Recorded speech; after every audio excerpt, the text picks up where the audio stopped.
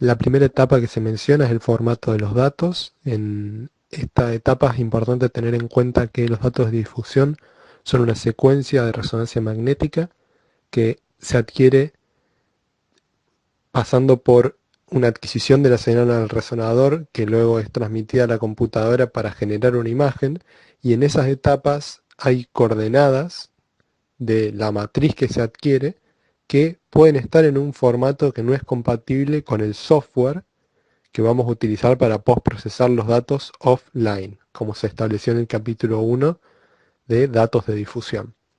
Entonces, debido a que existen esos cambios que hay que realizar para hacerlo compatible al formato de adquisición con el formato de postprocesamiento, Explore DTI, que es el software que se utiliza en nuestro grupo para postprocesar los datos, cuenta con una herramienta para ajustar estas diferencias. Y en el libro pueden ver un ejemplo en el que la dimensión Z está invertida. Es decir, que el resonador consideraba que la dimensión Z iniciaba en la zona basal, mientras que el sistema de postprocesamiento lo tenía ubicado en la zona superior. Entonces hay que aplicar ese cambio para poder obtener la matriz con las dimensiones adecuadas. Recordemos que la matriz la tenemos compuesta por tres dimensiones, X, Y y Z. Y no solo pueden estar invertidas, sino que también pueden estar permutadas, que el resonador considere que el orden es X, Y, Z y el software de postprocesamiento Y, X, Z. El segundo paso que se ve es el de remuestreo. Volviendo al concepto de la matriz de adquisición, esta matriz que adquirimos tiene las dimensiones X y Z compuestas por un cierto número de voxeles que determinan, junto con el tamaño de cada voxel, la resolución de la imagen. Es decir, cuántos voxeles adquirimos y qué dimensiones tenían esos voxeles. El ejemplo que se da aquí es el de remuestreo de una imagen T1. ¿Para qué nos puede servir esta herramienta? Principalmente para poder hacer que dos matrices de adquisiciones distintas, por ejemplo una T1, que es una imagen estructural, y una imagen de datos de difusión, tengan las mismas dimensiones. Entonces, con esta etapa es que podemos avanzar hacia las correcciones mediante registro, porque las correcciones mediante registro que vamos a ver más adelante requieren que tengan la misma cantidad de voxeles ambas imágenes y el mismo tamaño de voxel. Luego tenemos las etapas de suavizado. Etapas de suavizado tienen la función principal de aumentar la proporción señal a ruido. Recordemos que toda imagen que se adquiere en resonancia magnética tiene una intensidad de señal que se compone de la señal emitida por el tejido de interés que representa al tejido de interés y un monto de señal que no lo representa y que se debe a artefactos de la adquisición. Entonces, como generalmente la señal que se adquiere del tejido es proporcionalmente mucho mayor a la que se adquiere por artefactos, mediante ciertos procedimientos de promediado de la señal, como pueden ver en uno de estos casos, un ejemplo de suavizado mediante núcleo gaussiano, se consigue, digamos, disminuir el impacto del ruido en la imagen, porque se promedia con la señal. Hay procedimientos más complejos que tienen en cuenta las posibles ubicaciones espaciales de la señal y del ruido, pero no vamos a entrar en esos detalles en este ejemplo relativamente sencillo. Luego pasamos a el recorte del campo de visión. Para esto hay que tener en cuenta que durante la adquisición se define una matriz, que como veníamos diciendo antes, que naturalmente no puede tener las dimensiones exactas del tejido de interés, sino que es de tamaño rectangular, por eso la denominamos matriz. Lo que permite el recorte de campo de visión es ajustar esta matriz rectangular para que ocupe el menor espacio posible conservando la información del tejido de interés. Es decir, se aumenta la cantidad de información que tenemos proporcionalmente al tamaño de la matriz. También sirve para ajustar la cantidad de los voxeles para la etapa posterior de registro, como decíamos antes. Luego del recorte de campo de visión tenemos la corrección por derivos de señal, que básicamente lo que nos permite es ajustar un artefacto que es muy común en resonancia magnética de datos de difusión y no es muy tenido en cuenta. ¿De qué se trata? Se trata de que, debido a la gran exigencia que el resonador, a la que el resonador está expuesta durante las secuencias de datos de difusión por la rotación de los gradientes que debe realizar y la, el tiempo que demora esta rotación, es muy frecuente que se caliente el equipo y ese aumento de la temperatura devenga en menor captura de señal en función del tiempo. Y además, esta menor captura de señales suele poder modelarse con un ajuste cuadrático, es decir, que va proporcionalmente perdiendo cada vez más.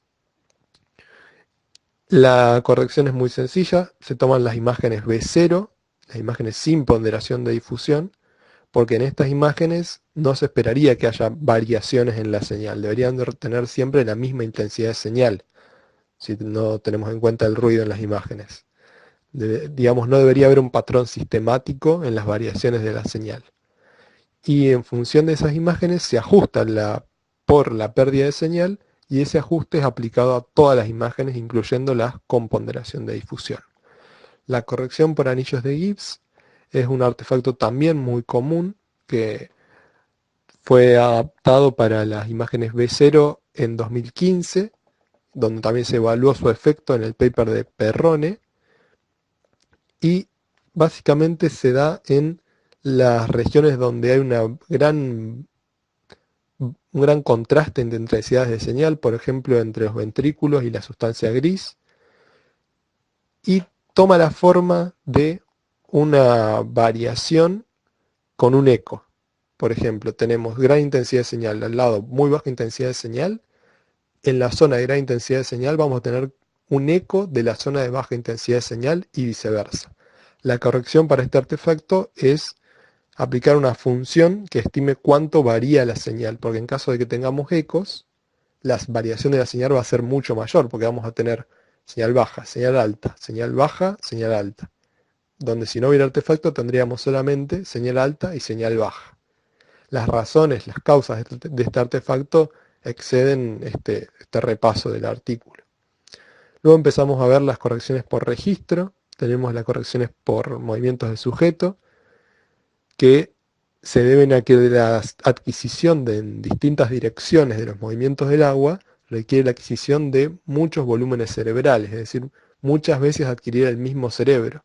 Y como esta adquisición es en el tiempo, la persona puede tener ligeros movimientos que devengan en un desajuste entre volúmenes, es decir, lo que en la primera adquisición, en el primer volumen, era un voxel que representaba el cuerpo calloso, en el último volumen puede ser un voxel que represente el líquido cefalorraquídeo.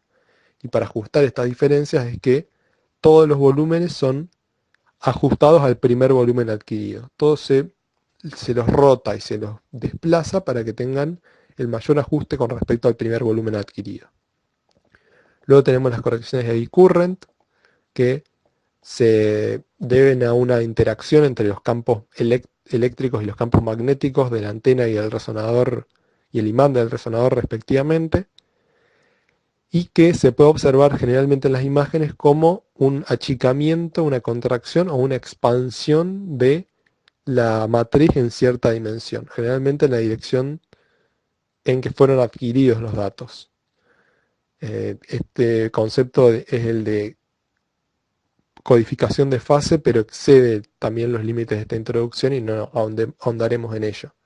Sí es importante tener en cuenta que la corrección de este artefacto se realiza con un procedimiento similar al de la corrección por movimientos del sujeto, pero en lugar de solamente mover y rotar el espacio cerebral, también se le puede aplicar expansiones y contracciones en las 6 dimensiones posibles. Por eso es un artefacto con una corrección con 12 grados de libertad. Tenemos 3 traslaciones posibles, es decir, 3 movimientos, lo puedes mover en el eje X, Y o Z, 3 rotaciones posibles y 6 achicamientos o agrandamientos posibles. Por último tenemos los artefactos por distorsiones EPI, que se deben a que la composición del tejido cerebral genera artefactos característicos de cada zona del cerebro, y por ello es que este artefacto de susceptibilidad entre los campos magnéticos y el tejido son principalmente observables en el lóbulo temporal. Y es interesante, en caso de que alguien esté motivado en saber algo más acerca de esto, ver específicamente por qué es que el lóbulo temporal, donde hay esa mixtura entre hueso, espacio, sustancia blanca, sustancia gris y líquido cefalorraquídeo, da lugar a campos magnéticos particulares del lóbulo temporal, y por qué es que entonces es el lóbulo más difícil de capturar con datos de difusión y de resonancia magnética en general.